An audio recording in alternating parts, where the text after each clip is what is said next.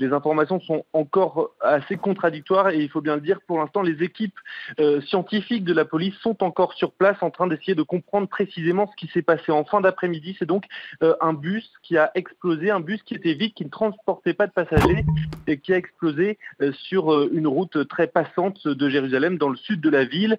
Les secours sont arrivés immédiatement sur place, ont éteint l'incendie qui s'était propagé à un second bus. Il y a donc 16 blessés ce soir, le bilan est maintenant confirmé, dont 2 blessés graves. Alors effectivement, ce soir, le porte-parole du maire de Jérusalem, ainsi que certaines équipes de secours qui ont l'habitude d'intervenir sur ce genre d'événement, parlent de débris de verre, d'une intensité du feu qui pourrait donner des indications en faveur d'une bombe qui aurait peut-être été placée à l'arrière du bus qui a explosé.